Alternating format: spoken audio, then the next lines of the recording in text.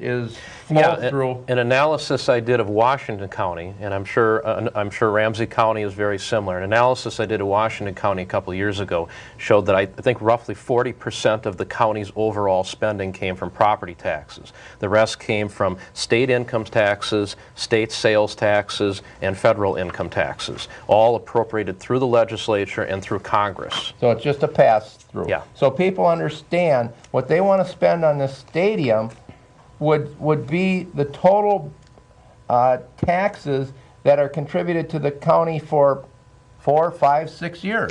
Yeah, someone at the meeting made the comment that the taxes collected would be equal to 1 year's budget.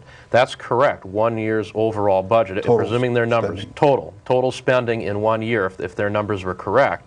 But that's not the property tax bill that funds all that. So you're right, it'd be 3, 4 years potentially to raise that kind of money. I've got the number here for 2012.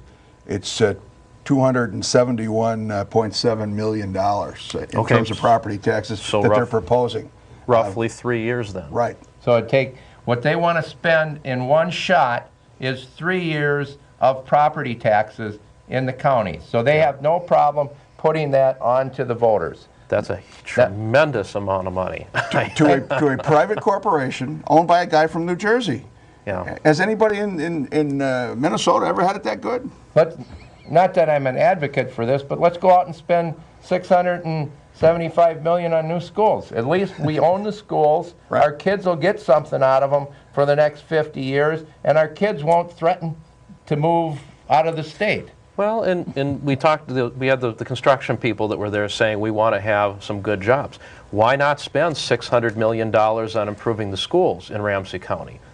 That will get the same construction jobs that a professional sports stadium will, but the benefit that there will be to the community 10, 20, 30 years down the road to be tremendously, 100 times, 1,000 times better than the benefit you would get out of a stadium. All right, Brian, now we have something here because I don't know, Rod Halverson, even though he was the one that was bringing the resolution, he had people like Bev Scaldi, Abakowski, though, I'm sorry, who I think has a conflict of interest, but couldn't put her mind around this issue and had to keep going back to that the Charter Commission was tying up the decision-making of the Ramsey